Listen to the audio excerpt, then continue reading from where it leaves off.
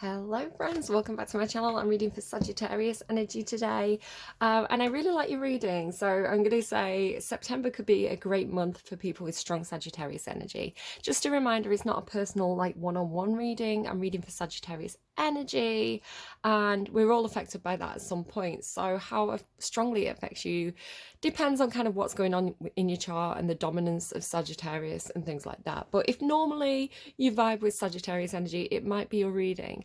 If not, you can go and check out some of your other placements. Definitely recommend moon sign. Mars is really good because it's about how you take action, like what you want to do. And like if people are kind of making you a bit angry or irritated, your Mars sign could be a good placement for that. If you're after kind of like a love angle, a relationship, you're going to want to look at like Venus and maybe Mercury as well, because Mercury is about how you communicate and kind of like friendship groups. Venus is kind of like how you love, what you like in romantic relationships. So like I say, I would redirect you if you're after a specific thing based on those positions in your chart. If you want to look up your birth chart, there's a link in the description box down below for Cafe Astrology, their free birth chart service. I'm not affiliated, I'm not promoting them kind of for any kind of monetary gain. It's just the site that I use that I find very, very handy. Yeah, there's quite a few different birth chart services. If you just kind of Google, they're quite easy to find. You can just kind of like pick one you like. So the first thing I got for you, Sag, I started channeling for you yesterday evening, and I wanted a little bit of help to do that. So I wanted something to kind of like focus on, to kind of like get me going. And maybe this is the thing, maybe you need something to kind of like get you going and help you focus, because you do have focus here, which is related to kind of like success and making things happen for yourself. So yeah, focus could be anything. I do associate Sagittarius energy with focus, mainly because in my birth chart I've got a Mars Sagittarius, yeah, that's right. Mars is in Sagittarius, and I always say it's like a bullseye, so I can be really kind of like energetically scattered, and it's kind of a bit all or nothing, but when I get focused on something, it's like a, you know, it's like I'm going straight for that bullseye. It's kind of like laser focus, tunnel vision, blinkers on. That's what I'm doing. So you may be the sort of person to get like hyper focused on a task, especially if you have this placement. Like, you know, you dive deep, you get hyper focused on something. But other times you could be really not focused if your kind of attention is elsewhere. So yeah, there could be something like you feel like you're preparing to do something. It's almost like you're trying to talk yourself into it, or I'll show you the cards. So the two cards that came out for you were the Knight of Swords, and the Knight of Swords talks about communicating or taking action. Normally it's very swift and normally it's quite blunt. It's kind of like, I've got something to say, I'm going to say it, or I've got something to do, I'm going to do it. So it's quite a swift energy. But you can see here he's not actually moving yet. It's almost like it's that moment of kind of preparing to do something, right? That, you know, like gathering your energy to do something quickly is the way it's coming through, especially because it was followed by the Strength card. Now the Strength card talks about like, notice how he's got an animal based side here as well. Like there's a dog here and like the lion here. And you do have something coming through quite a lot about animals in your reading. I just keep getting drawn to them. Particularly, no, I wasn't surprised to see this for two reasons. One, because I was seeing maple leaves, kind of like real maple leaves, like crispy red, like fallen from the tree maple leaves. So it could be talking about autumn. It could be mentioning like directing us to Canada, because Canada has the symbol of the maple leaf. But I don't know why, right? It should mean something to you at some point in September. But then this card came out and you can see it's actually got like maple leaves on it. So it's like I was seeing this card before it came out. And then she's got all these like animals around her. So you may be very good with animals. My eldest is a Sagittarius, and I say like a dog will literally like drag its owner over to her. She just has this aura that like like Dr. Dolittle, right? It's like she just attracts animals. It's because she smells. I don't know. I'm joking. Like that's not true. I'm just we have that kind of relationship where we just kind of like, you know, like some relationships where it's that strong that you can be mean to each other, but you know it's like in a loving way. Right, anyway, so it's making me think of so I play The Sims, and in an expansion pack that came out recently, they added nectar making. It's kind of like wine making, but you can make wine out of it's called trash fruit. It's like this fruit that this plant that grows when you've got a lot of trash on the ground. It kind of like you grow this trash plant, and so you can take the trash fruit and turn it into nectar.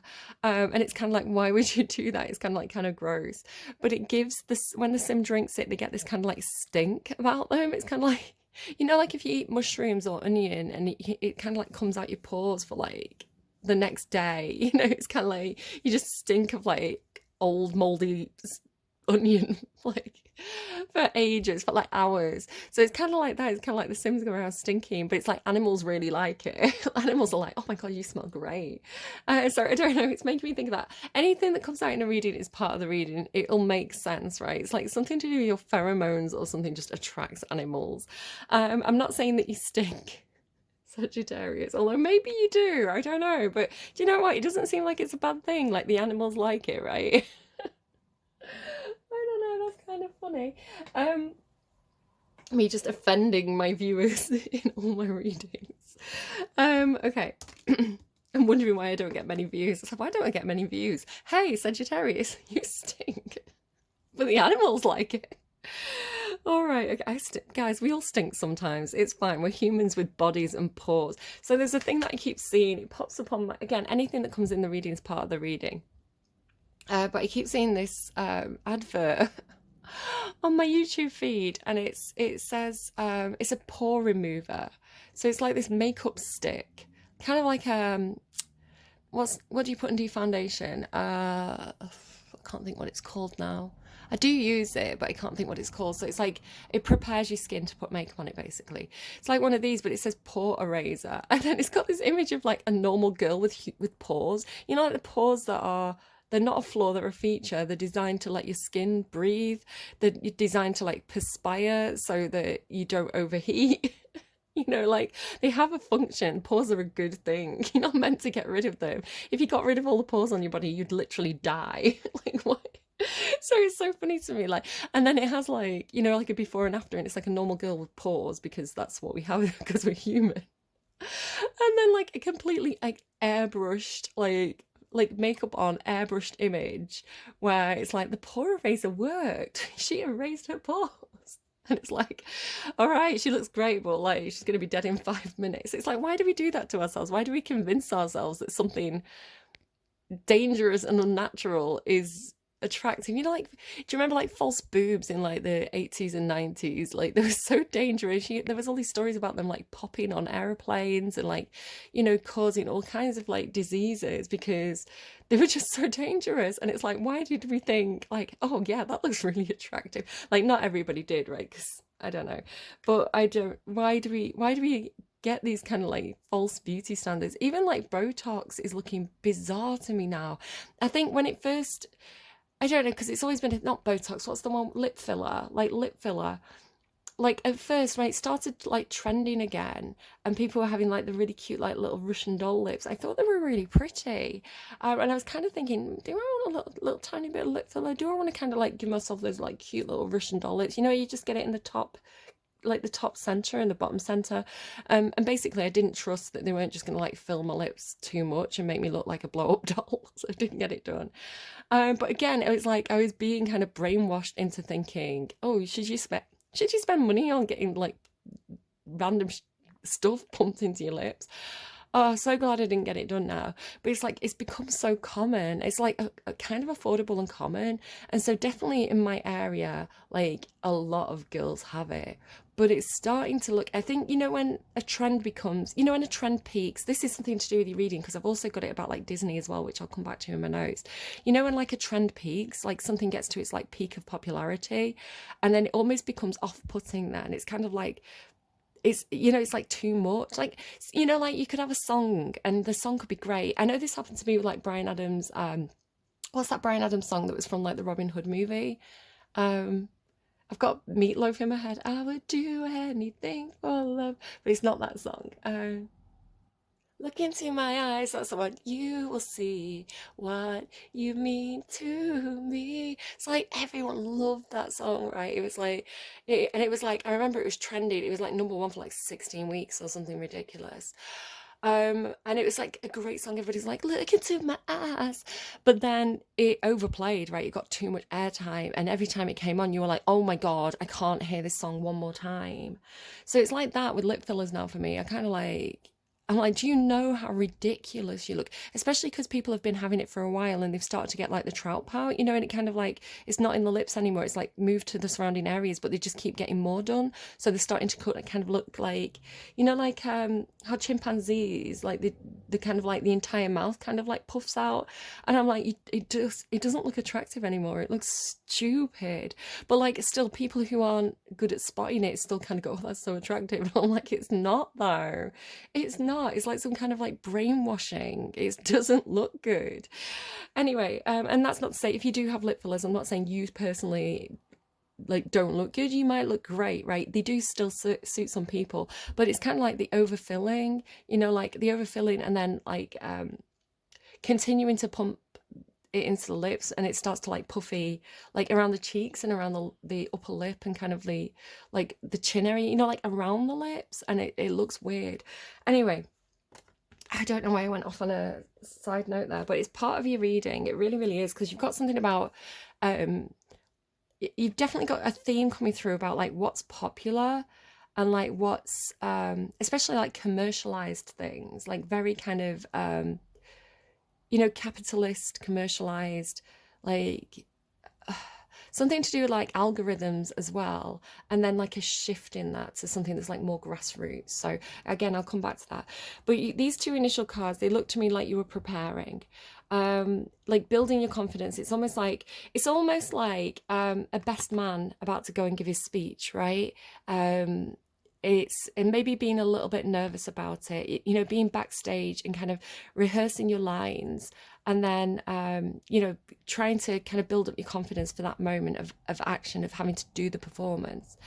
But on the underlying, I mean, it may be like a best man, a wedding speech type thing, because the underlying of my deck came out with the rose and the ring, right? The rose and the ring, it's like romance, ring, marriage, wedding. So it could be like preparing to do like a speech at a wedding, or, you know, preparing to approach someone that you like, maybe like about to propose, like, you know, building your confidence because you know you're about to propose. So it's something like, it's something along those lines, right? It doesn't have to be those exact things, but um yeah. But what I was kind of getting was it's almost like it's the wrong energy to do this in, especially because the rose in the ring, right, is indicating a more kind of a flirty, romantic, passionate energy. It's like it's almost like you want to be in this energy, which is interesting. It's come out on the underlying when I've kind of got these cards back out. And this is your card. To me, the Knight of Wands is Sagittarius. And again, it's about really going for it, right? Really kind of being confident and going for it and kind of like getting stuck in. It's like, you know, let your enthusiasm take you, you know, almost like a spontaneous, oh, this feels great, this is something I want to do. What's funny to me is because the next card up is like the Queen of Wands. So I get the Queen of Wands for myself personally a lot. And she tends to come out when I'm doing something creative and off the cuff. So, for example, if I'm going to make like you know, if I'm going to spontaneously make a random video because I had this idea, like this light bulb moment, and I'm like, okay, that's a great video. It'll take me like an hour to make. Yeah, I'll just kind of do that, you know, and I'll pull a card of like, am I doing the right thing kind of thing. And it'll always show me the Queen of Wands, like always. And it's kind of like you're in Queen of Wands energy, like that. Do it kind of thing. It's like go with it. Like you've had an idea, it's a great idea, you're enthusiastic about it, do it kind of thing. So the Knight of Wands again is kind of like just do it energy. Like, you know, you've got that inspiration, just go for it. And I feel like with the Knight of Wands, with the Strength card, because the Strength card carries that kind of fire energy, right? It's like Leo energy. It's almost like you're trying to get into the right energy, because the Knight of Wands is strategic, right? It's cold, it's strategic, it's logical, it's kind of the head, where Wands energy is more like of the gut. So if you notice my voice is a bit smelly cat, it's because I've got a bit of a cold. So, and it's early in the morning, so you know, when you've rested your voice and it's kind of croaky in the morning. So it's just funny because the Libra reading had a frog yesterday. It's like a frog in your throat. Okay. So yeah, so it's almost like don't approach in this energy, because if you're approaching someone romantically, right, it's almost like approaching someone and saying, we should get married, like quite stiff as well. Like it's like I've rehearsed my speech and here it is. Hello. I have a great idea. We should get married. The reasons we should get married are A, B, C, which is like the logical brain working, right? But it's kind of like that's not going to be. I mean, I don't know who you're approaching. Maybe you're approaching a very logical, practical person, and like, yes, I've received your facts. Thank you. We should get married, you know.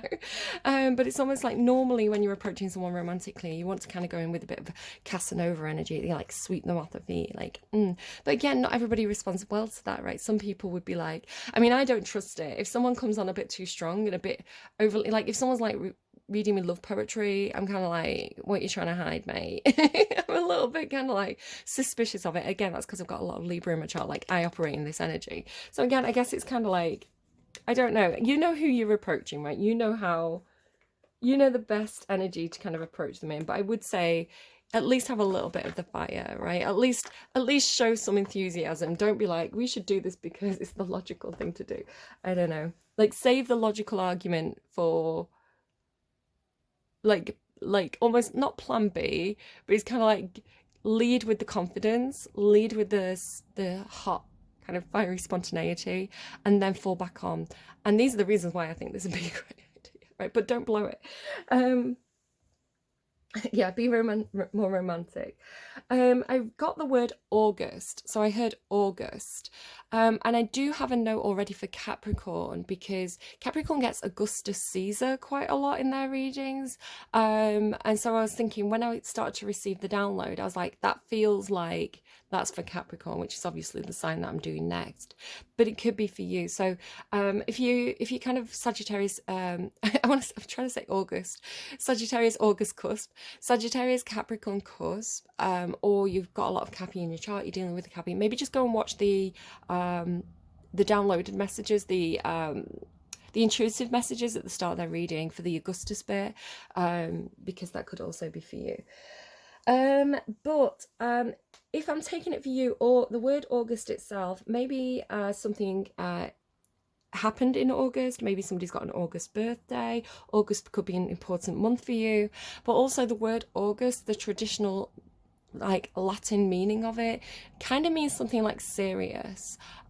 If somebody is august, if they have an august temperament, they're quite a serious person, kind of like again like Capricorn Saturn energy. It can be someone who's quite serious. So again, I kind of tied it in with this idea of like you know, somebody who's quite kind of like, hey, let's get married, plan, you know, here are the facts. You know, they're quite a serious person. They're maybe not a romantic person by nature. So this was really interesting to me. It was kind of like getting another part of the story. I do get this kind of like this flow through the readings where it's like all the signs talk to each other. And I'm not surprised, because, you know, we don't exist in a vacuum, right? When I'm getting a reading and it's like, this is happening in your reading, that's happening in the reading, it's kind of like I get the same event in other signs, like the same things going on, but, you know, it's affecting the person differently, or they're reacting differently. So you've got a bit of a follow-on from Scorpio's reading. Scorpio had this thing, and it was like watching a movie. It's almost like, if I explain how these intuitive messages come in, it's kind of a bit like a daydream, but it's it feels more like I'm receiving it, right? I'm not necessarily active in it. So it's kind of like, imagine you've got like a little projector in the back of your mind, and it's projecting a movie kind of into your head. Almost like a direct, like watching a movie, but it's directly in your head rather than kind of like having to watch it on a screen. So it's kind of like I can still kind of be aware of what's going on in my environment, but it's kind of, you know, I can shift my attention to this download that's coming in. It's like I can look at that instead. What I received, again, it was kind of like watching the opening credits to something like Good Omens, and there was these two girls, and they were kind of like in Victorian or like late Georgian dress, and they were kind of going out into the garden of this country house, and they were walking up to this tree, and it was an apple tree, and it had a snake in it. So the snake was like the devil in disguise, basically, and it was watching these two girls coming to the tree, kind of like, are they going to eat the apple? And like the camera kind of focused on the snake, and it had like a voiceover, so it's like I could hear the snake's thoughts. And let me just go back to my notes because I want to get the wording right. So it said, the devil as this snake, as this voiceover was saying, there's two types of girls in the world. And then it kind of like showed one of the girls. And she was like, so the difference between the girls, there was one that was curious, right? She was asking why, she wanted to learn. And then the other girl was kind of like the good girl who did as she's told and didn't question anything. So the difference is like curiosity and questioning, or just doing as you're told and accepting what people tell you, right? Kind of a bit more naive, more like a tiger and a sheep kind of thing. So the girl who is kind of more tiger energy, she was like, I'm hungry to learn. I want to experience things. I want to investigate. I want to ask why, right? She bit the apple. And the snake says, the smart ones eat the apple. And then the reason why she's the smart one, right? Not only because she's asking why and she wants to learn, because apples symbolize learning, right? But also because as soon as she bites the apple, she recognizes the snake's dangerous, because it's like she gets, do you know, like the allegory of like the Garden of Eden, like Eve eats the apple, and God's like, right, you're going to know all the evils of the world. But it's like, that's a good thing, because then she can protect herself against them. So the snake's like, she reacts to the snake, she like backs away from the snake because she recognizes it's dangerous then. But the other girl kind of wanders off, and then the snake's watching her wander off, you know, the good girl who does as she's told and doesn't eat the apple. And he says, that's the one I'm interested in, right? Oh, my neck cracked. Ow. Raised my eyebrows and my neck cracked. I didn't know my eyebrows and the back of my neck were connected like that. So it's like, because as soon as the girl who asks why eats the apple, it's like she corrupts herself, right? So it's like, well, she's already going to hell, right? She's already like, why would I need to play around with her any further? She's already corrupted, right? I've got what I wanted. The other one though, the one that does as she's told, the good girl, this devil's like, I'm gonna play with her, right? She's the one that I can manipulate because she doesn't know that I'm the devil, kind of thing. So it was interesting to me because it's like the devil had split like girls into two, right? It's like the ones that corrupt themselves, or the ones that I'm going to have fun corrupting. But then for your reading, I got more. It was like I got the next scene. And it was like I was then seeing from God's perspective, and it's like God was playing a trick on the devil. It's like God was like watching the devil doing this, and they were like, I'm gonna mess with their head. I'm gonna mess with them. I'm gonna introduce a third type of girl. And this third girl, and the devil was completely like how like, I don't understand. Like, I had a clear set of rules here. You had the good girls and the bad girls, right? And I don't understand this third girl. Like, I thought there were two types, and now I've got this third one. So it's like the devil's completely like, what the hell is going on here, kind of thing, but completely like transfixed with it. So this third girl, it was like she could eat the apple but stay sweet, right? She could eat the apple and not be corrupted. So it's like she can have the information about all the evils in the world, but she can still be good. And so the devil couldn't understand this concept. So this may be talking about, like, you know, people who, if we're going to get into like feminism and the patriarchy here, right? I'm saying it with my tongue in my cheek, because yes, there's a lot of good points that can be made there.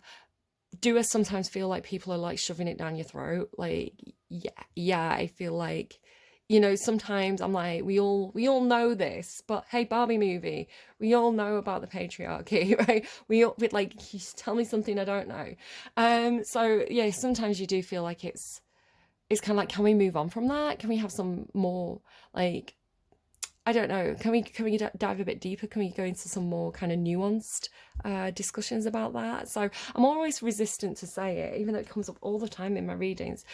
But like, it's kind of symbolic of how, especially things like, you know, religion or media can often present, because I think as well, like the film industry is presenting easy to understand characters. A lot of the time the film industry is like, right, we want as many people as we can to watch this movie, so we're going to appeal to, you know, that phrase, the lowest common denominator, is kind of derogatory, but it's true that the film industry does this. It's like, we're just going to make this really simple to understand, so we're going to have these really two-dimensional characters. We're going to have the, you know, the superhero and then the evil guy, right? And then like people will know who's who and what's going on. Like, we don't want to overcomplicate it, so you end up with, like, you know, the Virgin Mary and Mary Magdalene, right? You get these two characters all the time.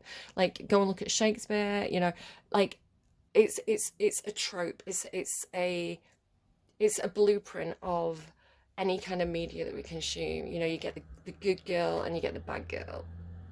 There is some diversity in that. You do find films that kind of explore that in a more nuanced way, but um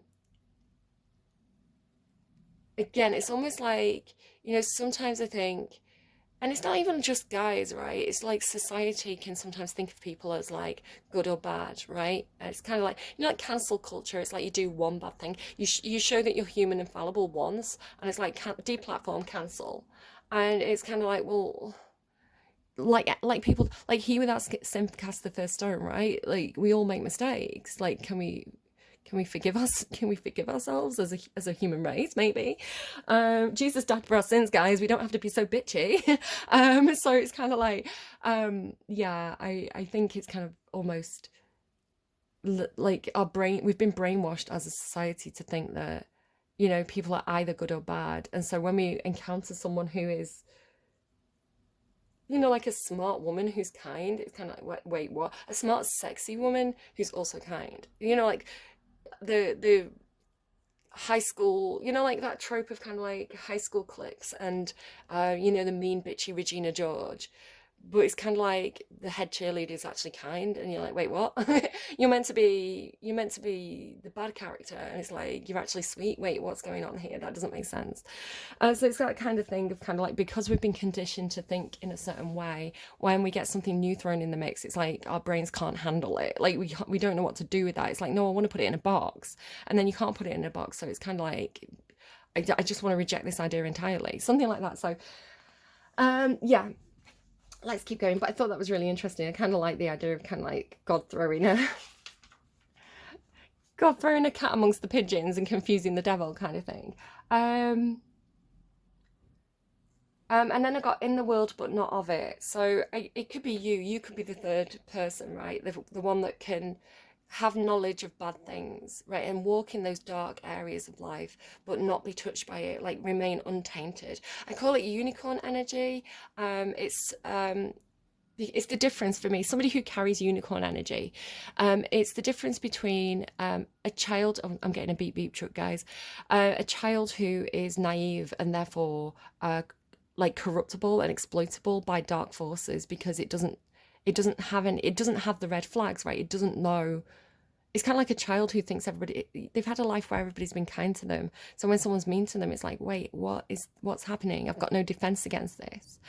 But people who carry the unicorn energy, it's normally adults, right? They've been in dark situations, like they've met many devils in their life. They know that people can be mean and cruel and the world can be unkind, and yet they remain sweet, right? They remain good and pure, and like their heart's not corrupted by that energy. So it's like being able to, I call it like panther energy, and I see it visually as like somebody with a bright light inside them, but they're kind of like shrouded in kind of black mist. And the black mist is like the protection in, it's like the ability to walk through a rough neighborhood and blend in and not draw attention to yourself, but still be kind, like still have a good heart, you know, and not feel like you've got to be like the bad people around you. Um, so what else as well?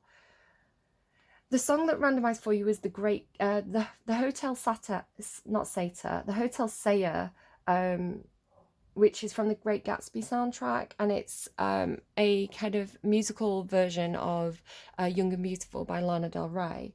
The Great Gatsby seems to have been coming through as a bit of a theme. It's making me think as well of, because it's Fitzgerald, right? It's a book by Fitzgerald. Didn't he also do something about like the diamond at the Ritz? There could be something in that as well for you. Um, I was then seeing like a fluffy white bunny. I was hearing approach with caution, but it was a fluffy white bunny. And so I was like, it doesn't make sense. Like, why would you? Because when I heard approach with caution, it was like a warning sign. It was like a red flag, right? It's like, approach this energy carefully, like be aware kind of as you approach this energy, it's dangerous. But it was like a little fluffy white bunny, so again it didn't make sense to me. But again, I'm just passing the message on, make sense of it. And my heart was pounding. So sometimes I get physical symptoms, so like I say, sometimes downloads come in and it's like a visual, sometimes I hear something, sometimes it can just be like my brain wandering, and it wanders to like a weird corner of like my brain space, and I'm like, oh, that feels like it's a message. um like, but sometimes I do get very, very strong physical symptoms. um and yeah, my heart was racing when I was getting this approach the bunny with caution. It didn't make sense. I heard they'll tie you up. Now this came in a little bit earlier. When I heard approach with caution, it reminded me. So they'll tie you up. I don't know what that means, but be careful. You do have the netcaster here, but it's strange because it doesn't feel bad. It's almost like they'll tie up your heart, right? It's like they're so sweet, you're going to be hooked, something like that. um I've mentioned the maple leaf, and then I think we're kind of starting to come to the reading now, but I was getting something as well about it's like manufactured pop, or kind of like films and songs and things that are coming out of kind of like Hollywood area. My left ear is ringing really badly. That could be something for someone. Left is for love. So somebody could be saying nice things about you, telling someone how much they love you. But yeah, left ear ringing. So it's like a lot of the media that we consume comes from Hollywood, right? Like the main bulk of what we consume comes from Hollywood. So Hollywood as a place has become, basically its main purpose is to generate content, like as a whole city. So like the film industry's there, but then you get kind of like a lot of kind of young, anyone who wants to be like a singer, a model, to be connected in the world of celebrity, they go to Hollywood, right? Everyone comes to Hollywood, has a dream. What's your dream? What's your dream? That's the star of Pretty Woman, if anyone's wondering. But so you get like, like Disney as well. It's like the Disneyfication of media right now, because Disney has such a grip and such a hold on the content we're consuming. So it's almost becoming like a one-trick pony. It's like becoming it's not diverse, is the way it's coming through. So I'm particularly thinking about singers. So these like these Disney actresses that become singers. So like Miley Cyrus is an obvious one.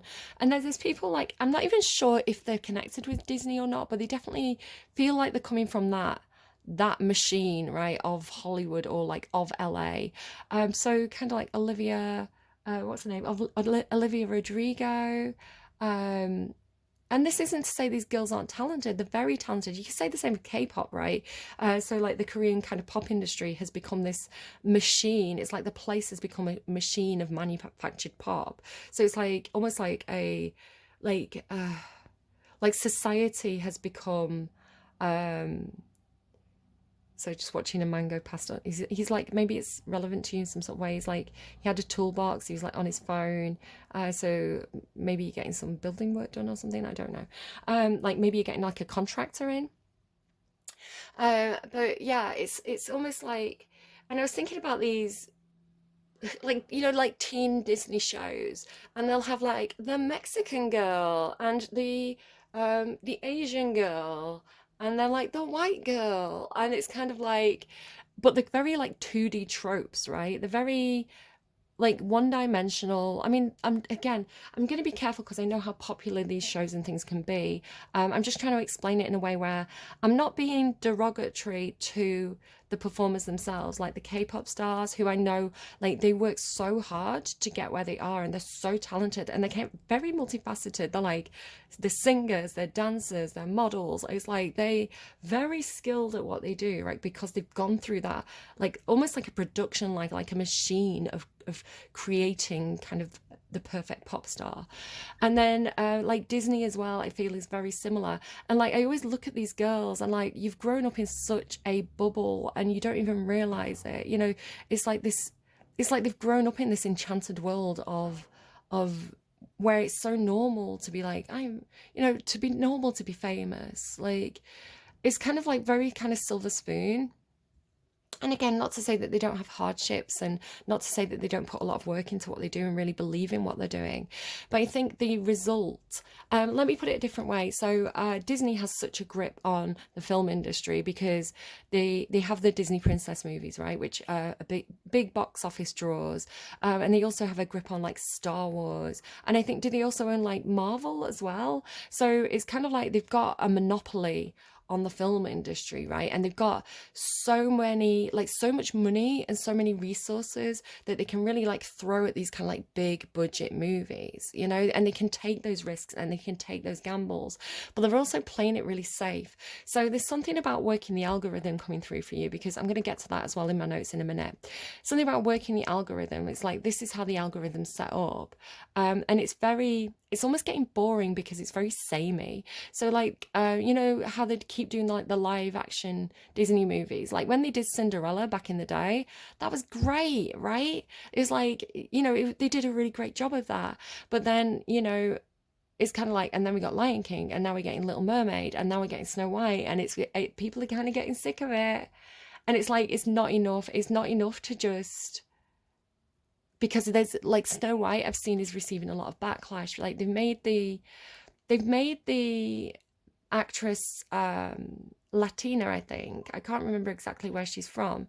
And now there's nothing wrong with this in general, right? There's nothing wrong with casting someone from a different background in a role and putting a new spin on things. But it's almost like it's become an algorithm. It's become a one-trick pony that they're doing. It's kind of like, this will be popular. People like it when we do this. But it's starting to feel very commercial. And I think generally society's starting to see through it and be like, well, why? Why have you made a Latina? Couldn't you have just done a new movie with a Latina lead, right? Couldn't you like come up with a new idea? Why are you making Snow White Latina? Like, explain it to me, why? And Disney's kind of going, because you like it when we do this? And people are going, so some people still do, right? I know, I saw within kind of like the Black community, when they did The Little Mermaid and cast you know, and cast her as a Black actress, you know, there were little girls who loved it. They were like, oh my gosh, she's like me. And then obviously the parents are like, I love this representation. But I also saw within kind of the Black community people who were kind of going, you know, this feels a little bit surface level. This feels a little bit almost insulting in a way. It's kind of like, just leave Ariel as she was and give us a new character, you know. Give us a Tiana. I love the Frog Princess. Tiana's such a boss. I love her. She's one of the best Disney princesses. And this thing as well of like, it's not enough to be a Cinderella anymore or a Snow White. It's not enough to just be kind and be a good person and be, you know, and make friends and be sweet. That's why is that not enough? It's like, no, you have to be tough. Like, toughen up, get on a horse, be Merida, like fight for yourself. Don't expect a prince to save you. It's like, what's wrong with having daydreams and fantasies? Hang on, guys. Okay, so where was it to? Yeah, it's because like, you know, the film industry exists in this ivory tower basically of privilege, and maybe not very self-aware privilege. Because I think the point of the Cinderella and the Snow White stories, where it's like they sit around dreaming of someone, you know, well, maybe Cinderella more, it's like she sits around in this awful situation where she really doesn't have many options, you know, trying to make the best of a bad situation, and she's dreaming of a handsome prince to come along and save her. And that's relatable.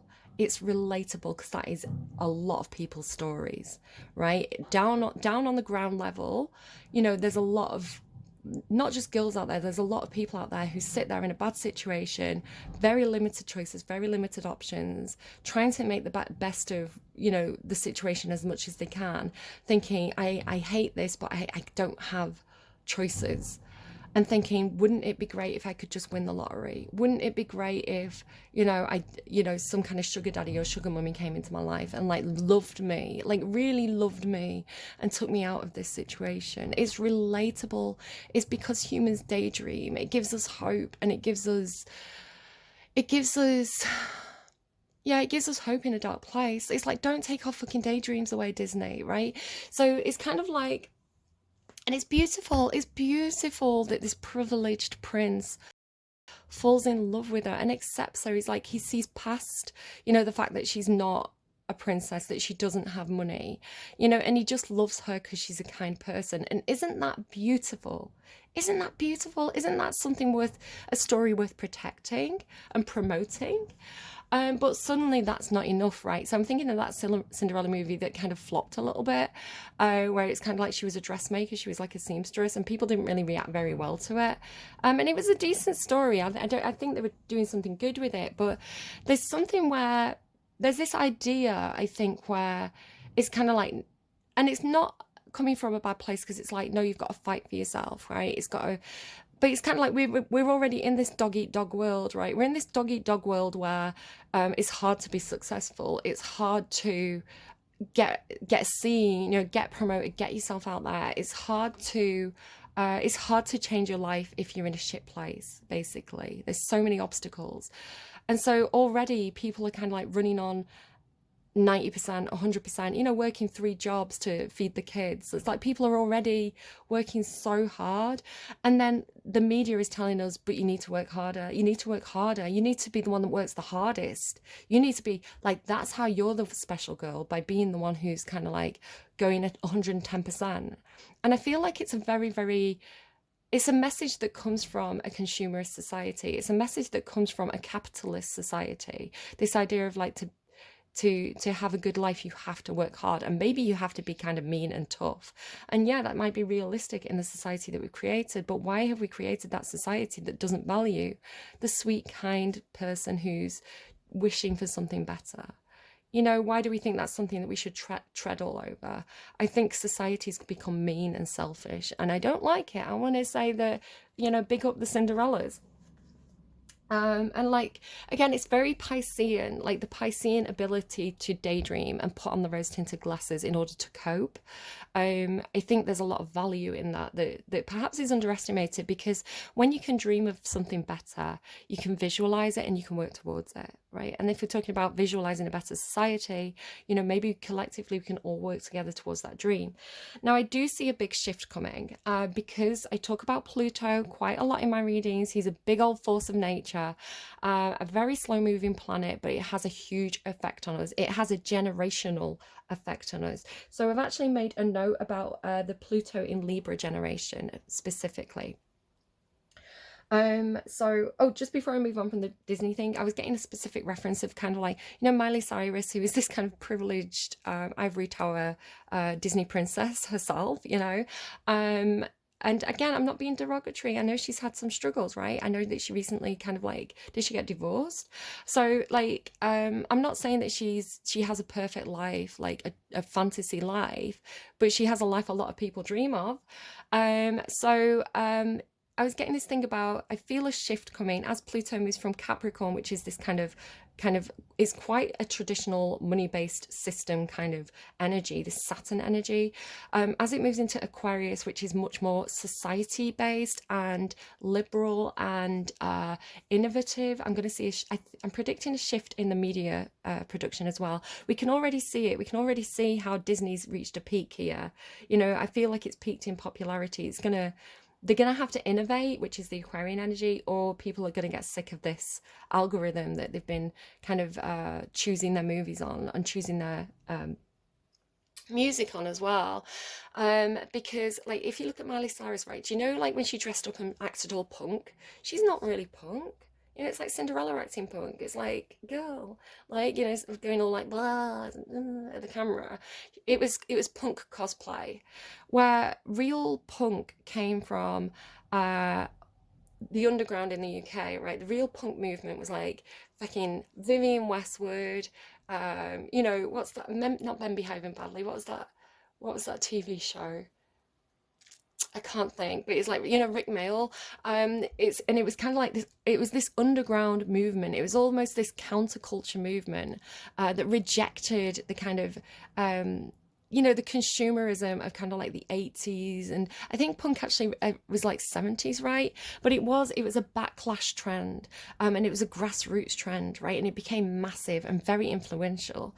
What I think we're going to find is we're going to find the the kind of the corporate kind of manufactured artists and movies and pop and kind of writers and things like this are going to fall off a little bit as we go into Pluto and Aquarius season. And I think we're going to get more, I think we're going to find more resonance with kind of like grassroots, individual, almost like anarchist artists. And I was trying to think of examples, like modern day examples, and I was kind of finding it quite hard. So the only examples I could come up with was I got Lorde with a question mark, you know, because of that song. I cut my teeth on wedding rings in the movies, and I'm not proud of my address. I'm sorry, I can't sing.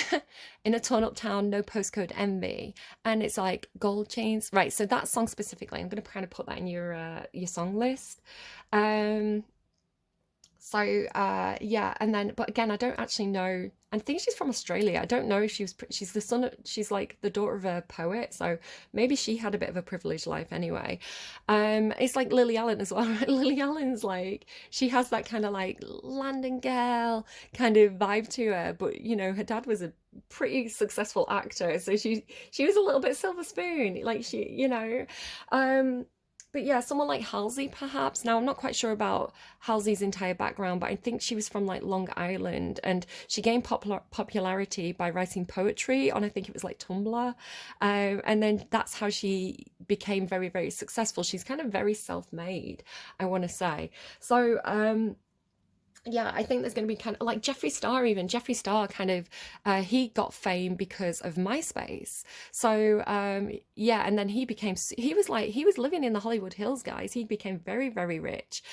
So I think we're going to have more of this kind of grassroots true diversity, right? Not cosplay diversity or two-dimensional diversity, but actual like people from around the world, like very urban as well, like um you know, becoming successful because they get almost like a tribe of kind of like hardcore followers, very kind of not anti-consumerism, but like anti, what's the word again? I just used it, like counterculture, because what I've been noticing as well is counterculture has been manufactured by the kind of like machine, right? I'm going to say the machine, not necessarily Hollywood, but the corporate machines that kind of like generate media, these kind of like heavyweights, these titans of industry. They manufacture counterculture, and you can actually find, so for example, perfect example is like the Barbie movie versus Oppenheimer. Now I know these were two different studios, but it's almost like it's called the, oh, it's got a name for it. It's an advertising strategy, the illusion of choice. And it's like basically like you get taught if you like learn advertising, it's like the consumer will get confused by all the options. So what you need to do is you need to narrow down the options into like two choices, sort of like Pepsi versus Coca-Cola, and then kind of like throw all the energy behind those two brands. So what you find is like maybe the Barbie and the Oppenheimer movie were by two different studios, but if you look at the investors, you might actually find that there might be people, and now I don't know this, it's not a fact, I've not looked into it, but you might find that people will back both horses, right? You might find people invest the money in both because it's like, we know one of these is going to win, or the competition between the two is going to generate you know, them both to be successful. So yeah, it's kind of like, you know, I know that there's companies, I don't know if it's BlackRock. Again, this is something that I'm not sure of. I don't kind of want to do like slander or something. It's something that I'd encourage you to look into. But there's a very, very famous kind of like investment company, and I know they invest in both Pepsi and Coca-Cola because the competition, the drive between these two forerunners creates more sales. So you find it with like like Katy Perry and Taylor Swift. Did they really fall out, or was that a rivalry to generate this kind of like pick a tribe? It's kind of like it's almost like with the illusion of choice, it's kind of like, are you going to back Katy Perry or are you going to back Taylor Swift? Which one are you going to back, right? And then it's kind of like people run out and kind of like buy the records because it's like they want their favorite to win. So it's this clever strategy of kind of like fake competition, because they know that it pushes both up, right? It pushes both towards success. So again, these are all intuitive messages. I've been talking for like 50 minutes already. I will get to your cards. I was getting the word centrification, which I thought was a made-up word. It actually is a made-up word. Where did my phone go? I'm gonna have to go and grab it in a second. I was getting the word centrification, especially with this card here. And I was like, what does it mean, centrification? It's almost like gentrification, but not. So I did Google it to see if it was a real word, and I'm going to kind of tell you my results. Let me just go and grab my phone. Okay, so it's not a word that's in the dictionary. It actually was like, do you mean centrifugation or something like that, which talks about, you know, centrifugal force, which I've made a note of because I thought maybe that's what this is, the idea of like centrifugal force. So if you spin it, it separates. It's used to like separate, you know, milk, like the fats from the liquid in milk. So you spin it, the liquid, in a spinner, and centrifugal force kind of pushes and separates the liquid from the fats. So it's used for a lot of different things actually, but I thought maybe that's something that could kind of like make you think of something. It could be for one of you. I've made a note of it. But actual centrification. So I did find a scholarly research article where I found the word used, and it's from Washington digital.lib.washington.edu. So the University of Washington, I assume. And the research article is called The Battle of Gentrification versus Centrification, the Role of Non-Profits. Now, this is so, because of my other notes, this is so on target for what I was channeling for you. So it says, so the abstract is, this paper examines how local government, community-based organizations, didn't I say that? Grassroots? I'm going like that. Alarm go past. Siren go past. So this paper examines how local government, community-based organizations, non-profits, and grassroots advocacy groups can build community engagement, raise up and prioritize the historical neighborhood, and champion the value proposition for residents who face gentrification. Gentrification is not always a bad thing. I love a good Starbucks, guys. I'm very happy when I can like navigate a city via the Cafe Nero's, but it's I think there is something about, again, like, you know, chains moving in, like when you get those kind of like you know, the chain stores, Cafe Nero, Starbucks, Costa, you know, it's pushing out the kind of like small unique kind of like coffee shops in the area. So because they've got the power of, you know, a lot of money to throw at, so for example, like doing up a shop, you know, like because it's a big organization, they've got the money that they can shift around there, kind of like how I was talking about in one of the readings. I was talking about how forests, the big trees that are generating a lot of like photosynthesis, can send money to the smaller trees that perhaps aren't getting as much light, and like, you know, they can disperse the energy effectively around the forest to make it kind of evenly spread. So it's like the strong help the weak, basically. So it's maybe there is a more socialist kind of vibe coming through versus capitalism for your reading, which is what I'm going to see. I think there is going to be a movement towards, you know, the Goliaths helping out the Davids in industry over the next sort of maybe 5 years. So it says, using a case study in Tacoma, Washington, this paper examines how non-profit organizations, local government, and private developers attempt to serve what are often two conflicting forces: economic development and community stabilization, using 4 primary themes of review: urban gentrification, public policy, non-profit response, and community response. This paper examines how local government, institutions, and non-profits utilize policy, programs, outreach, engagement, seed CDCs, land trusts, etc., to mitigate the negative impacts of gentrification. As gentrification has become increasingly integrated into a competitive cityscape of economic development, this paper asks if a practice of centrification within community can curtail gentrification as a form of economic eminent domain. Oh my god, you had Old Town Road. So the song that was playing, and I didn't make a note of it for you, it was just kind of like the last song that was playing on my playlist was Old Town Road, Pony Mashup by Pomplamoose. Old town, okay, I'm getting it. So the idea of having an old town, you know, like how in a city sometimes you have like Chinatown, or you have like you know, different districts. Like the idea of preserving a historic old town could be an interesting thing for you. I don't know how, I don't assume every single Sagittarius is like a city planner, but there could be something coming up for you in September where it's kind of like the idea of like preserving the unique character of the city, right? The unique, rather than having all these this gentrification where it's like every city looks the same, right? Every single city is like Starbucks, I don't know, forever, what is it, forever, what, I can't even think of any shops, you know, like it's like all these brand name shops. It's kind of like have the old town that's like really kind of like, this is the history of the town, all these like small independent shops. So use the money coming in from these big heavyweights and send some of it to these kind of like, you know, to help support local small businesses, which provide a more unique feel to the city and can actually help with tourism as well. So I know a lot of cities are interested in doing this.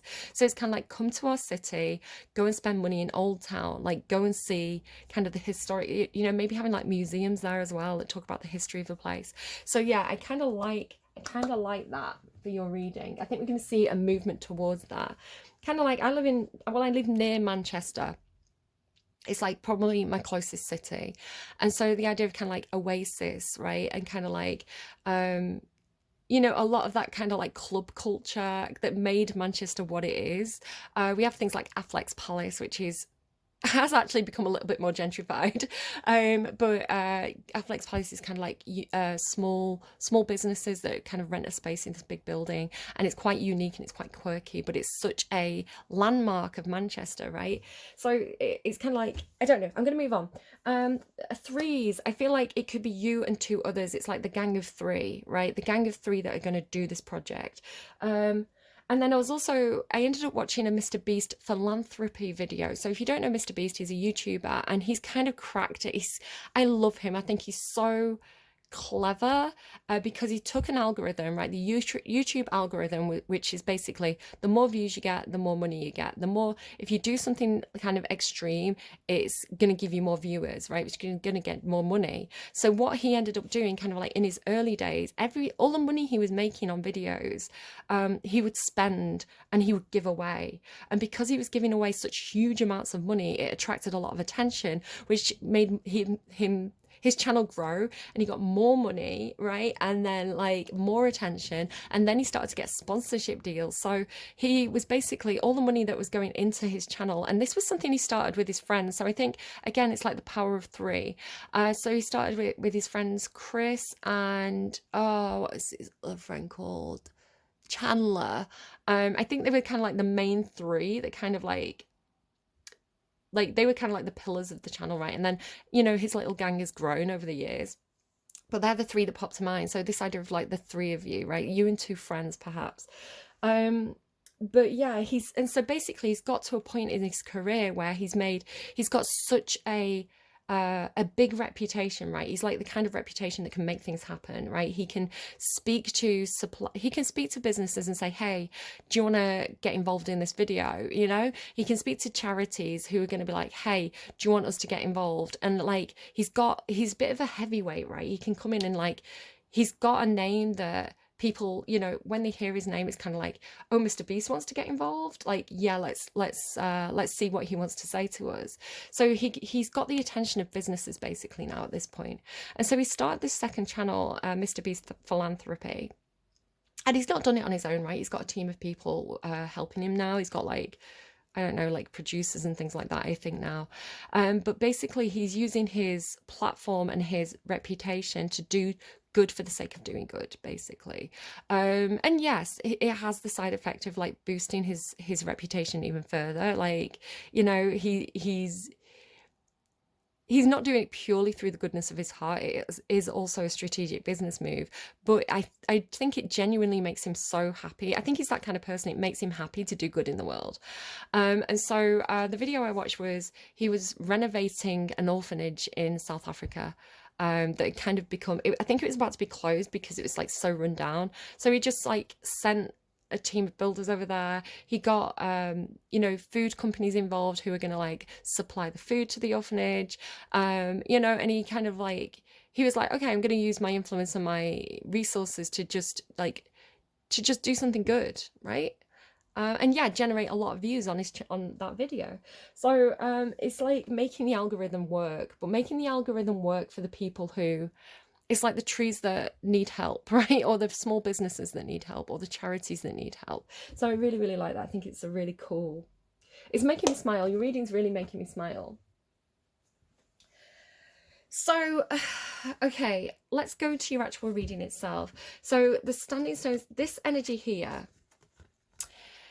is looking to me, because it's also followed, like, it's like this in the reading, right? This is like how they sit. So the connectivity between these three cards, like, so you've got standing stones and passage. So it was looking to be like, today the card's carrying a message of kind of like the pillars, especially because if you look at this three of earth, it's like she's almost like a statue, right? She's one of the stone pillars. So it's kind of like you're inspecting the foundations of something, or you're constructing the foundations of something. I want to say it could be a work project, with it being the three of earth. The three of earth talks about a collaborative energy, like lots of people working to build something together. And normally they come from different kind of, they bring different skills to the table. So you normally have like the person with the blueprints, right? The supervisor, the planner, the architect. You normally have the tradesperson, so the person with the tools, the person with the knowledge, the person that can get hands on and build the thing. And then you normally have a creative as well, who's kind of like the designer, the visionary, you know, the person who's going to make it pretty and look good, marketing perhaps. So it's kind of like getting the team together. So again, it's this idea of you, the three of you, like, or you and three friends, right?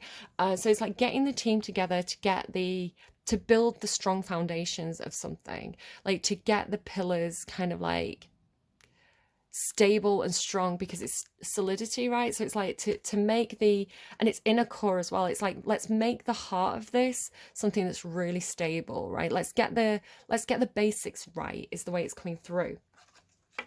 And this is also coming with flow. So there's something about the rigidity of this process, right? The rigidity of the process of getting the foundations right.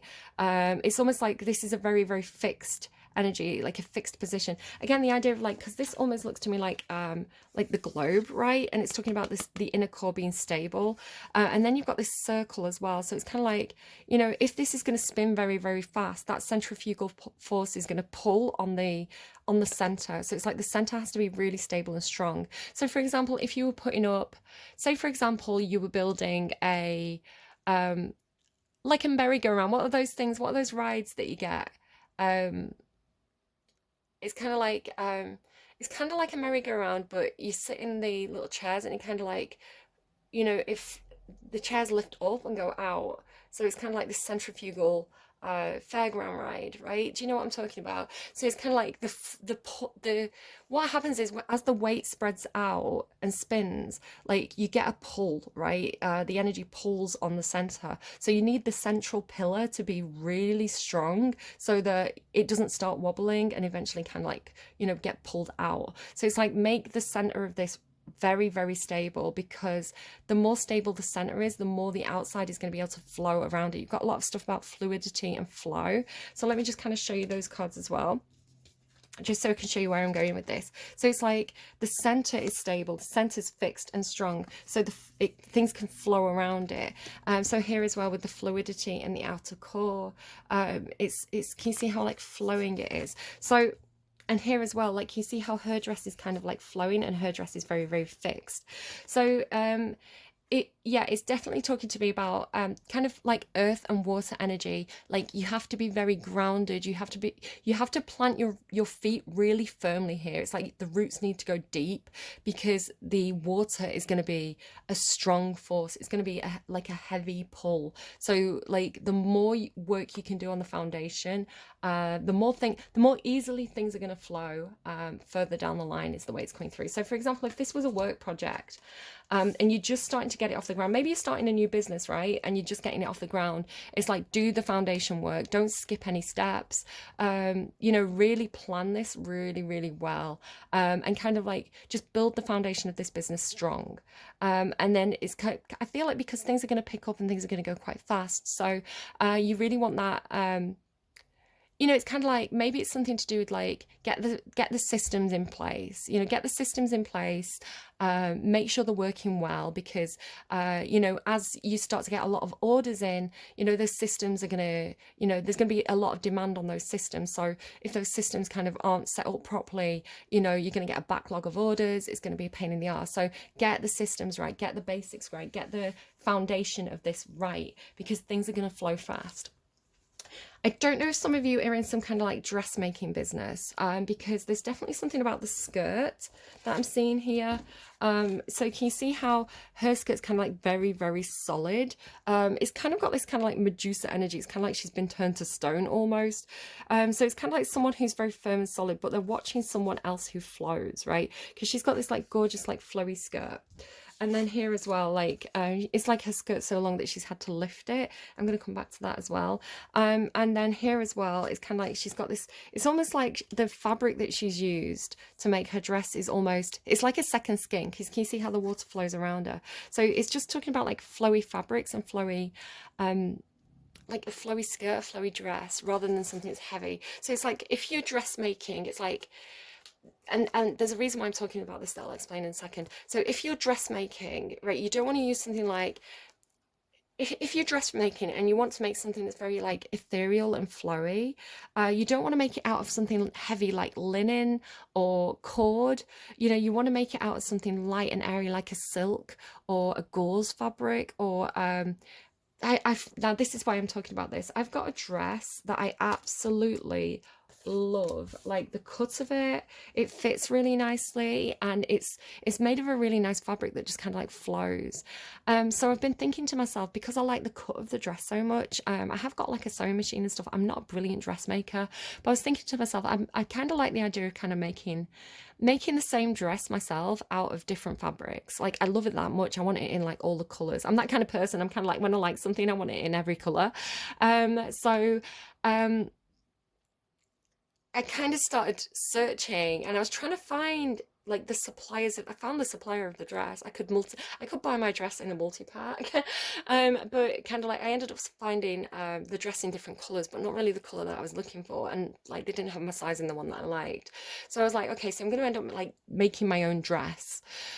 And I was thinking about even kind of like selling the dress, like maybe starting up like a kind of like almost like an Etsy like dress selling business where like if I find a dress that I like, maybe I can kind of like buy more in myself and kind of like be like almost like as seen on screen but as seen on me kind of thing. Like if you like this dress, like sometimes when you wear a dress and people are like, oh, where did you get that from? I could be like, hey, I actually sell these dresses on my website. I probably won't do it. I kind of have entrepreneurial ideas and never put them in action.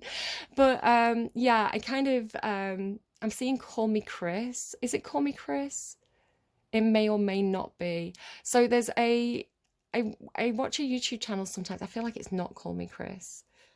I'll see if I can find it and put it in the community box if I remember. But it's a YouTuber and she sees expensive dresses and then she kind of like makes them herself. So she looks at kind of like Kim Kardashian's clothes, and then she finds something that's a similar shape that she likes that fits her, and she draws around it and she makes her own pattern, and then she kind of stitches it together, and she gets really quite decent results. For somebody who doesn't really have dressmaking skills, she kind of wings it, and she gets something very similar to the original product. That's and she spends like a £5 on making it, where to buy it it'd be like 80 quid. So anyway, I'm waffling, but again, anything that I say in a reading tends to be part of the reading or means something. Somebody will be sat there going, yes, yes, yes, I know exactly, this is my reading, this means something to me, like, hi. But yeah, this dress, it's kind of, there's something coming through about how I went a size up in it. It's a size 14 because I've got quite big boobs, so it fits my boobs better if I have a size 14, but I could go up a size because it had like a cinch waist, so I was able to kind of like while it's kind of like a very big on my waist, I can tie it at the back and it pulls in at my waist and really emphasizes kind of like the hourglass shape. And then it's got this beautiful, like really flowing skirt. It's like almost, it's a circle cut. It's almost a full circle. I don't know. You know, like some skirts are cut straight. It's kind of like one straight piece of fabric sewed at both sides, and it's like a straight look, which is fine. It's like bodycon, but this skirt is kind of almost a full circle, right? If I spin, it kind of like flares out like a tent, like those Russian dancers, you know? No, Turkish dancers. You know, the Turkish dancers, they have the big skirts and they kind of like spin around in a circle and the skirt flares out. The men as well, guys. So yeah, it's kind of like, it's coming through like dressmaking patterns for me. I don't know why. But it's funny, like what I think about is always something to do with the readings. So anyway, let's move on from dressmaking. But however, it's talking about like lifting the skirts, because there's something about this neck caster. So it's almost the mannequin. It's like maybe this is like the dressmaker's dummy, and then like putting fabric on, putting fabric directly onto the dressmaker's dummy, because that's how a lot of like designers will work. So you get some designers who will work from a pattern, right? They will cut the pattern directly out, and like stitch it and kind of like maybe adjust it, maybe work with what's the is it called the toil or something, the toil. It's kind of like you make the pattern out of a cheap white fabric first, like an old bed sheet, and you pin it onto the mannequin and see how it fits, and if you need to adjust the pattern you do, and then you kind of cut it out of the expensive fabric.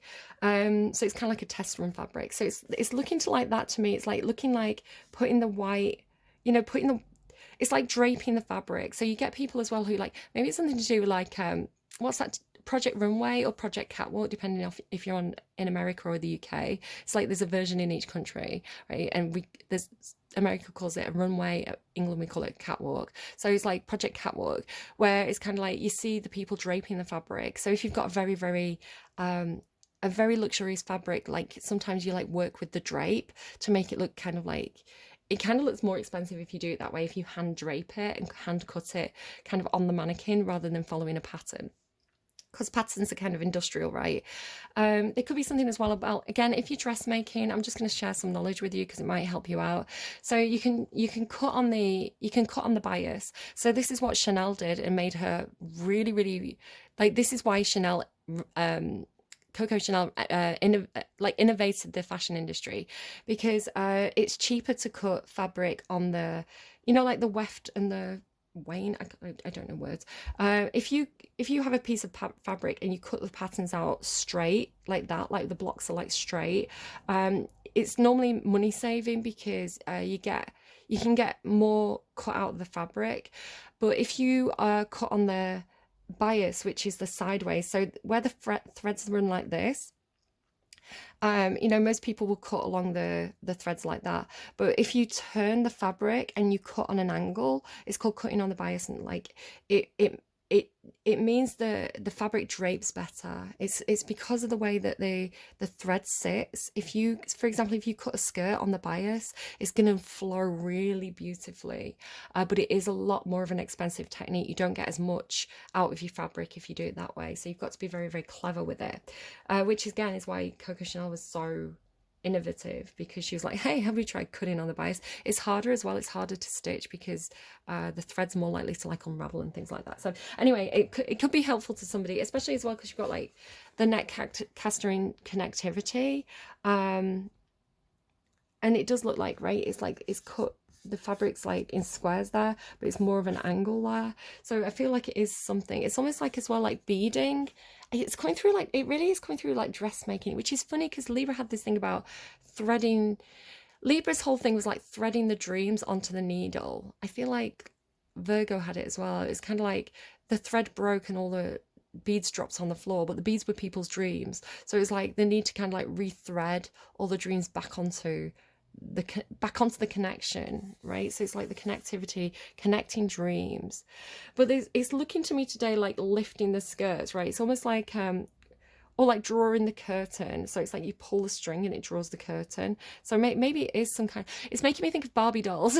So if you ever get like the Barbie dolls that, you know, I had one where like the big skirt transformed into wings. So it's almost like you pull the cord and the dress transforms. It's like I don't know why it's coming through like that.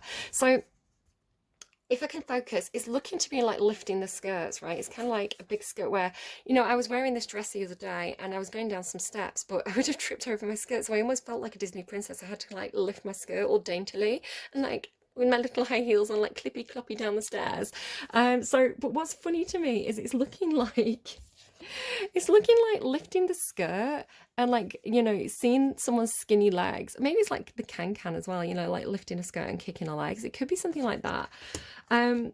But it's reminding me of owls. Now, have you ever seen an owl lift its skirt, right? An owl lift its feathers? Because normally we see owls perched. Like whenever you see an owl drawn, it's always perched. So its legs are kind of like all crunched up inside its like body and its feathers. But if you watch an owl stand up, it actually has really skinny legs. It looks really weird, like because we're not used to seeing it. It looks weird. So it's kind of like someone lifting the skirts and they've got like really bony, like same girl. I always feel like I've got quite a big body but like really skinny legs. So like it's like someone lifting the skirts and being like, oh, here's my legs. It's giving me like Moulin Rouge, like Can vibes now. But yeah, it's there's something funny about it. There's something funny about, like, it looks strange, right? Like the owl, like when an owl stands up and you see its legs, or like when, like this idea of like lifting the skirt, it looks strange.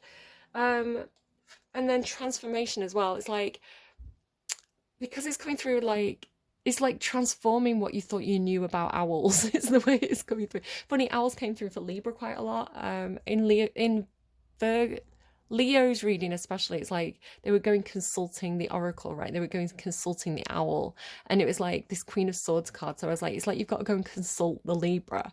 Like, you know, Libra will have the answers. Libra has the wisdom kind of thing. So it's kind of like seeing the owl, but the owl kind of stands up and you're like, oh, I'm seeing you really differently right now. Like I'm seeing you kind of like that was unexpected almost, right? It's like the image you had of someone has transformed in some sort of way. And I do feel like you are going consulting the oracle. Like I've had a lot of this. It's been coming through in multiple readings. The idea of like, it's almost like going consulting the Wizard of Oz, right? It's like we've got to go into, especially it felt like Libra. Like we've got to go and talk to the Libra, the Ice Queen. So it's like, let's go and consult the oracle. And you seem to be doing the same thing. It's like, okay, let's go and consult the oracle. It could be going to tarot readings, right? It could be like, maybe you're going to a psychic, right? Like in kind of like real life, not just watching tarot readings on the internet, but it's like maybe there's a specific psychic and it's like the word's getting around, and so it's like we've got to go in, we're gonna go and visit this psychic and kind of like get our reading. We're gonna get our fortune told. Is the way it's kind of coming through in your reading. So it's got a bit of a different twist on it. It's like we've got to go and see the sorcerer, because she'll be able to see the details. She'll be able to see the complexity. It was coming through in like music notes in one card. It's like she'll be able to see. It's like, you know, sometimes some people have a really good ear for music, and where a lot of people just hear the overall melody, the overall product. Some people are really good at kind of like picking out like the individual notes. So almost like they can hear the drum beat, right? And they can be like, yeah, the drum beat is on a 4-beat, like a 2/4 or something. I don't understand music terms. And then it's like, and I can hear the flute as an individual thing, and I can hear the guitar. There's actually 2 guitars. One's an electric guitar, one's an acoustic guitar, and it gives it this really good effect. It's almost like somebody who can pick out each individual note, and they'll be able to tell you, right, the guitar's now playing a C. It's going C, D, E, F, like do re mi fa sol la ti do. It's like somebody who can pick out the individual notes just because they've got a really good ear for the music. So it's like, to me, because it's the sorcerer and discernment, and it's all this stuff about the head, right? It's like, it's almost like they're, how do I explain what the sorcerer is doing? Discernment. It's like maybe like the consult in the crystal ball, right? It's something to do with like the head, with it being the moon, it's like the head goes to the other place. So I understand this as a reader and kind of psychic myself. I feel stupid always saying, like, describing myself like that, because again, this isn't something I asked for. It's just something that, greatness isn't, not all men are born great. Some have greatness thrust upon them. That's again like that. So again, everything that comes through is part of the reading. It means something. So that specific quote is from 12th Night, and it's funny. Again, the idea of like the owl lifts its skirts, and it's funny, right? It's funny to see its knees. So that quote, as some men have greatness thrust upon them, it's from 12th Night. Is it Malvolio, I want to say his name is? And he's this character, he thinks the Duchess loves him. And somebody's lied to him and they've said, oh, the Duchess goes crazy for like yellow breeches. Like if you put, like suspenders that hold your socks up, it's like if you put yellow suspenders on, like the Duchess is going to go crazy for you. She fucking loves it. She's feral for yellow breeches. And then because this, like, Malvolio has like a crush on her, he's like trying to impress her. He goes and like he shows her his yellow breeches. So he's like walking around with these kind of like suspenders on, like kind of like a peacock. He's kind of like posing, all pleased with himself, and she's going, Malvolio, what are you doing? And so yeah, he's kind of got a bit of an ego in that moment. It's kind of like a joke's on him kind of thing. So it could be something about that as well. So the sorcerer and the discernment, it's kind of like someone who's, it's like they can slip into, right? It's like they can switch between modes. It's like they can switch between something like a near sleep mode. They're showing me something. This is what happens. This is what I mean. I channel and I get shown things. I see things visually. It's like it's layered on top of, it's like switching between this reality and like a more of a dream space. So there's a psychic on, he's a medium, I think he described himself as a medium, a celebrity medium. I can't think of his name off the top of my head, but he's very, very successful, and he goes around and he talks to celebrities. I think he's on E. You can find him on YouTube, and he's got a video, like a documentary on Netflix. Tyler Henry, there we go. Tyler Henry, thank you. Okay, I got given his name. And it's like he speaks to the dead. And he goes and meets celebrities, and he'll tell them very personal details about their loved ones who have passed over. And he went to like a neuro clinic, like a brain research clinic, and they kind of hooked him up. And when he went into his meditative state and he was receiving the messages, his brain was doing something really unusual. And they were saying it's like his brain's asleep, and it's like his brain's dreaming. Like when you go in an REM cycle, it's like his brain's dreaming, but he's wide awake. It's like that doesn't happen in a normal brain, right? We don't see the patterns like that. But he was able to, it's like overlap the two states. So I feel like and I feel like this is something everybody can do. I feel like it's like any other skill. It's something that you develop over time, right? It's something that for me, it was like a light switching on. Like I just started receiving messages and I was like, oh, what's happening? Am I going crazy? Do I have schizophrenia?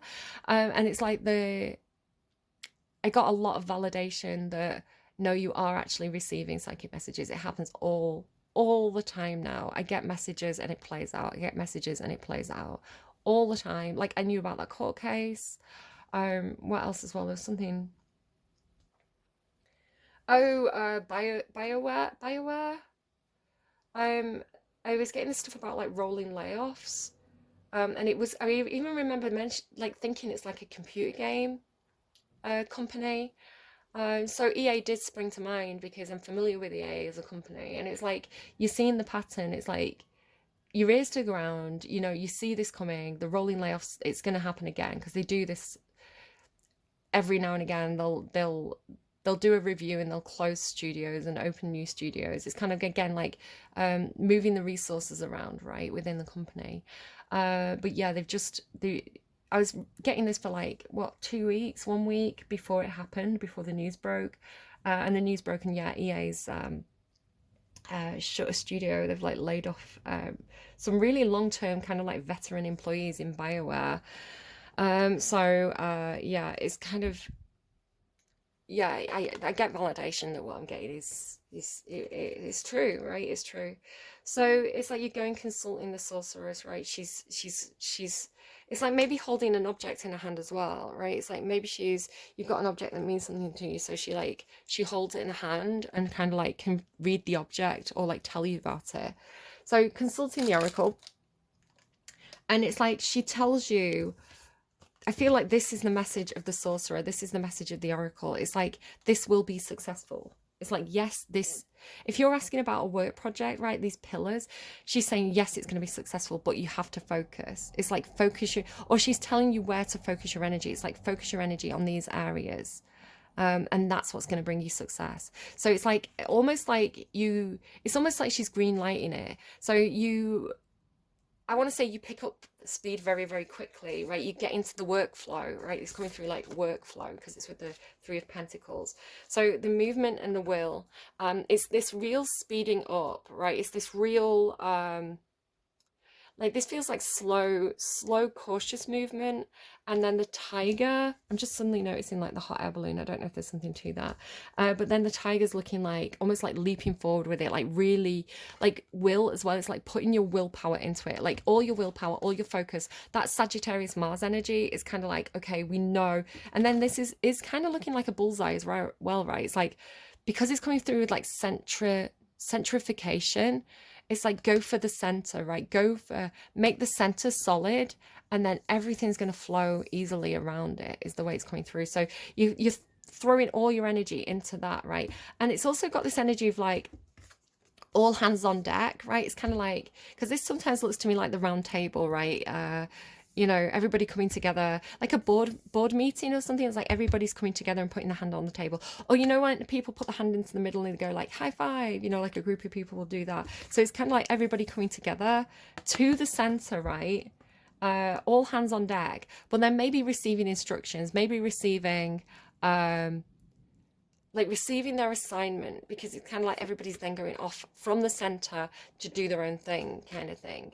And then what's beautiful, and I'm excited in your reading, what's beautiful is you then have manifesting dreams, right? Which is, it's like you're making the dreams happen, you're making the dreams come true. It's like that moment where it's like, it's almost like wanting to do a project, right? Of like, having your team together, having a really good team together. I want to say this is like a team that flows well together. It's like, you work well together, right? And then, because this netcaster as well, it says preparations come to fruition.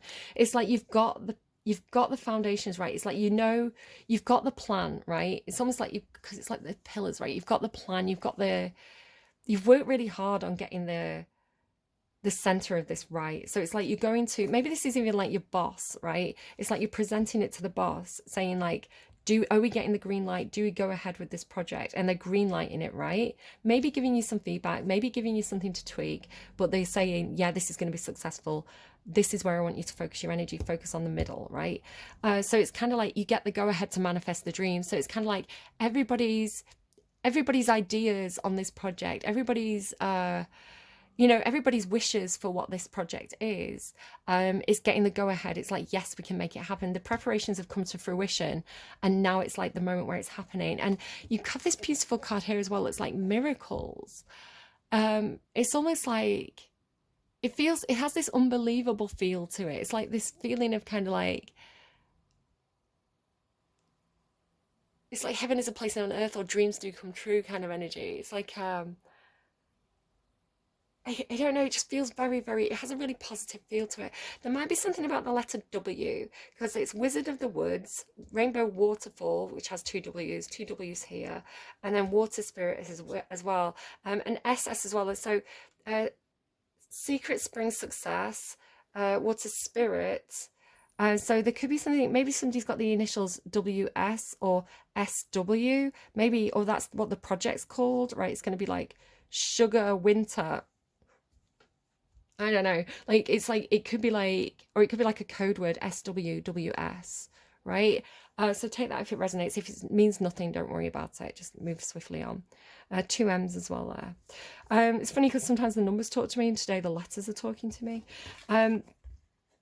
So the circle and beloved radical acceptance, it could be talking about, because it's radical, like it's miracles and it's radical. So like, what is that? And again, it's like the area of like, so what I haven't showed you is transformation and Pachamama with the movement card. It could be something about again, the idea of like transforming the work environment, or transforming, maybe giving the office a makeover or moving the office. Because Pachamama is kind of like of the earth, right? She's kind of like this Demeter energy. So you're transforming the earth, right? You're transforming you can see like the environment, transforming the environment. It could be something to do with, because you have this fear card here as well. Like the reading ends with this, like the fear, the hyena. So perhaps moving from an environment that was kind of like very dry and sterile almost, to something that feels more, it's almost like going from like the 10 of Wands to the 10 of Cups. It's like this feels a lot more vibrant. It feels a lot more comfortable. It feels less intimidating, where this felt quite dry, right? It's like there's no love here, something like that. So it could be something like sometimes like you can have kind of a work environment or an office environment and it's really tense, and it's not very productive, because maybe it's like an environment of fear as well. It's kind of like get the task done, else you'll be fired. Get the job done, else you'll be fired. Where this feels a bit like it's something that's, oh, I'm getting patted on the back. It surprised me. Something about seeing the rainbow, right? It's like seeing the colors. Maybe it's like swatches, like when you're painting a wall, it's kind of like you swatch the wall. Or you're like wanting something to be much more vibrant, much more colorful, much more diverse, perhaps, because I was talking about diversity, right? I was talking about true diversity rather than just, like, what's that word? Like greenwashing, like when a corporation greenwashes, it's like they want to have this reputation, or they want to have this impression of being like very eco-friendly, but it's really just like at a surface level. So it's kind of like an oil company that's constantly pumping oil into the sea, but they're like, but we help plant trees in Africa. We planted 3 trees last year in Africa. We're such a green company. We invest in these charities. And it's like, yeah, but look at all the damage you're doing over there. So it's called greenwashing, right? It's like when when a company is kind of trying to look a certain way, but they're not really. And so there's something about like,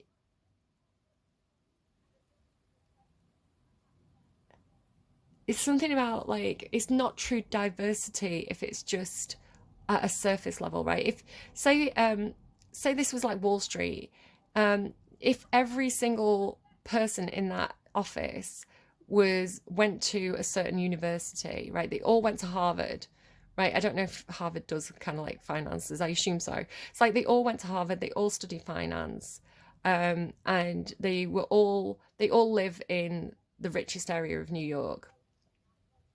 But they've got one black guy, and they've got one Latina woman, and they've got one disabled person. So, they're really, really diverse.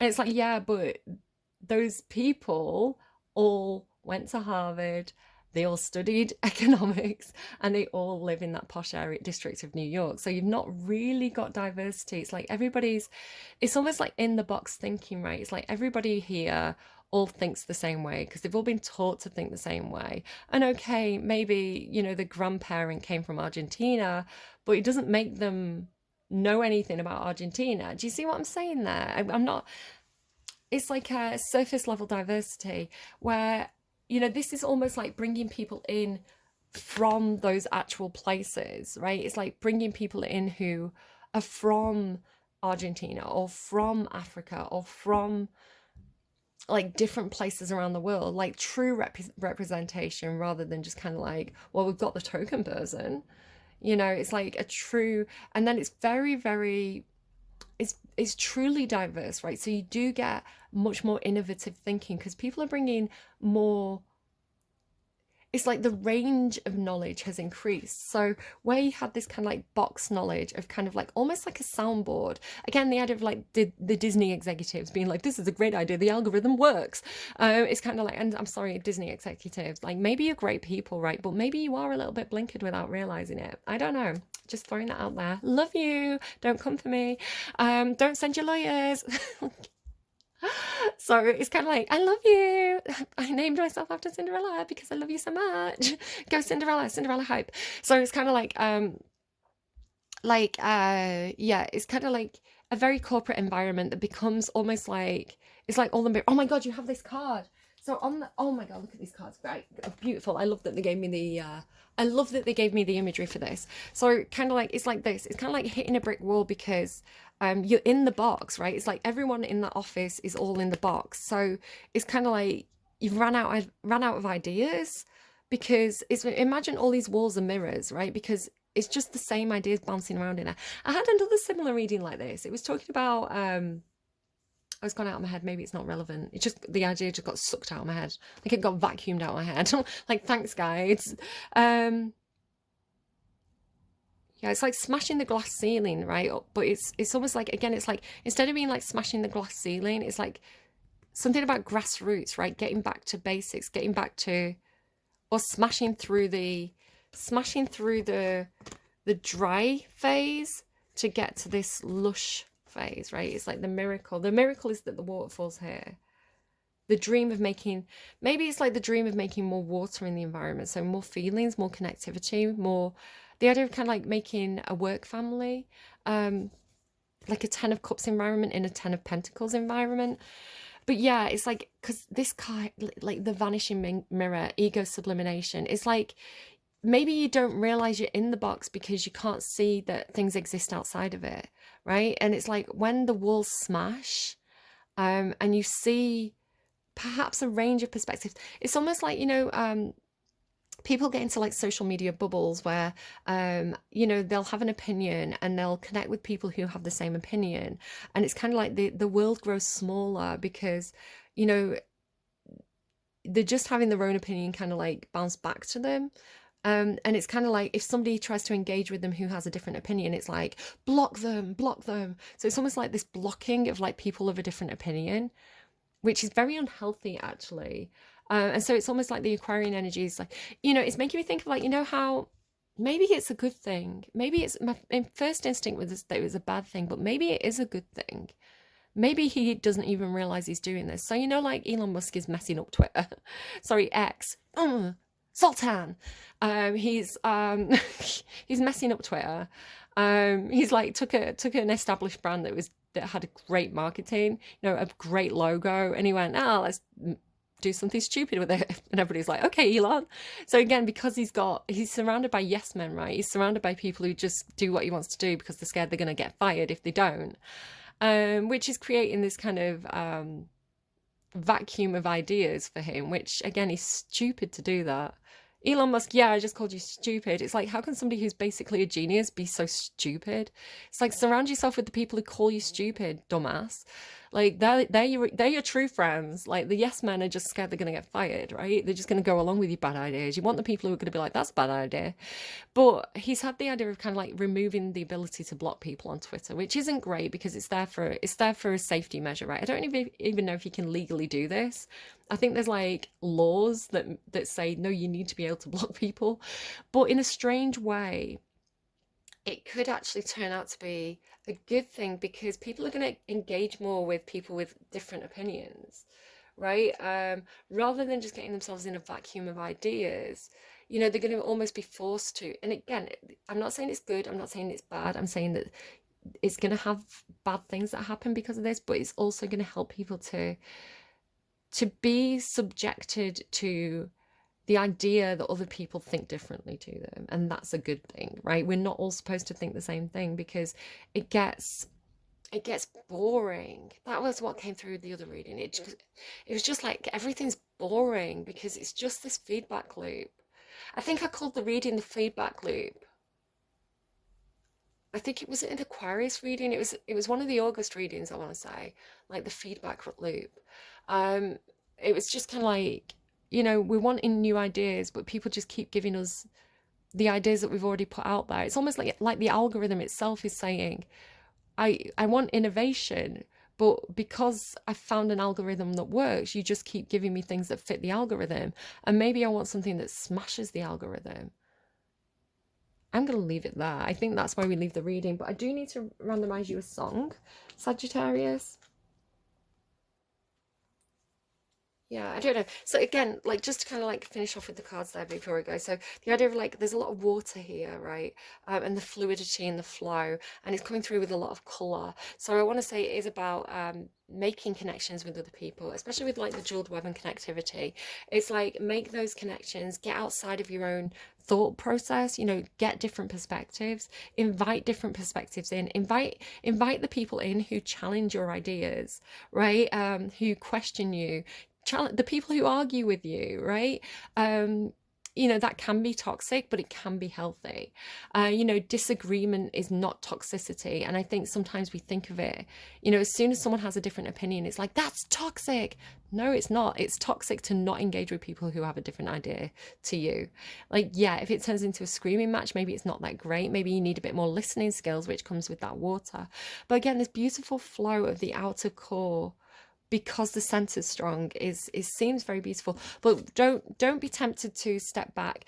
So this makes me think of Scorpio's reading. Scorpio had this thing, it's like they were going into something new, they were almost being forced into a new experience, and they had this like this fear threshold energy where it's almost like they want to go back to what they knew.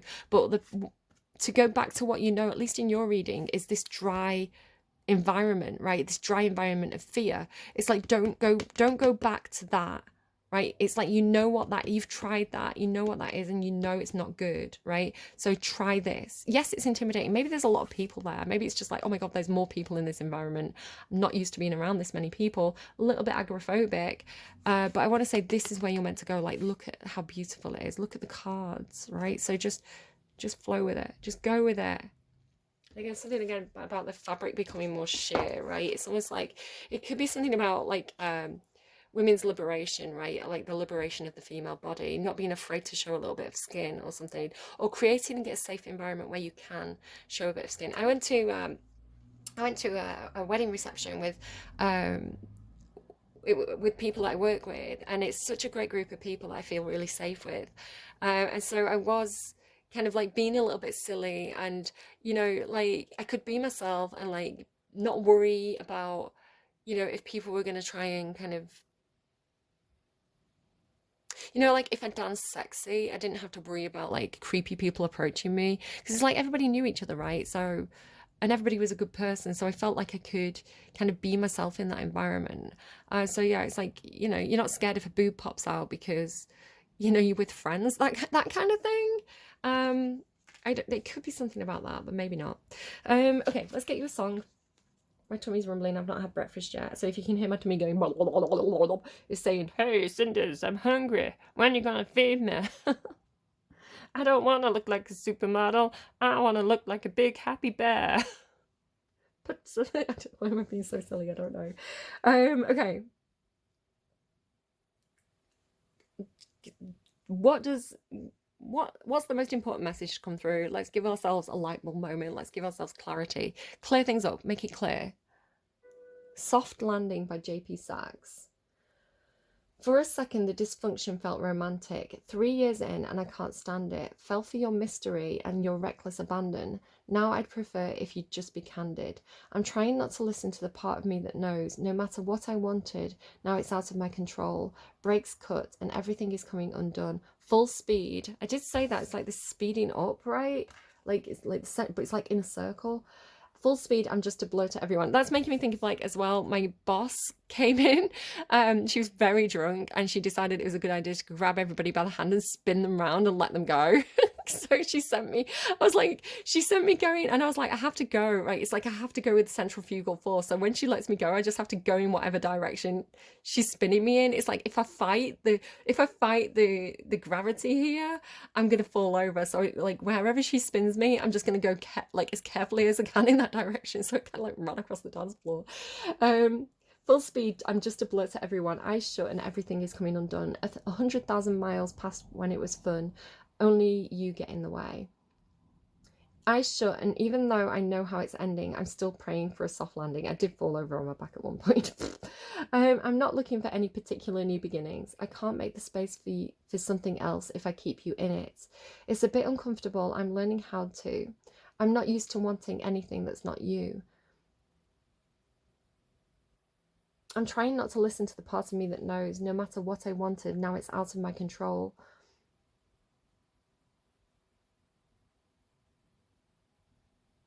It's almost like a praying for a soft landing. It's like getting spun around by someone and being like, oh my God, I'm just praying that I land, you know, like somewhere soft, like maybe like in the arms of another person, and not on the edge of a table kind of thing. It's like, it's like, I'm in it now. Maybe that's the feeling, Sagittarius. Maybe it's this feeling of kind of like, well, I'm in it now. Like it's speeding up. I'm already in it. It's making me think of that song, Now I'm in it. That's HAIM, HAIM.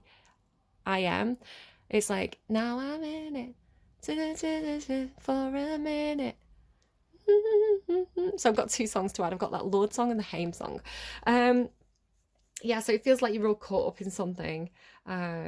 With a strong center of gravity, right? It's like you've been caught in the gravitational pull of something. So it's kind of like you're hoping that when this ends, you have a soft landing. I hope you do. I hope it works out for you.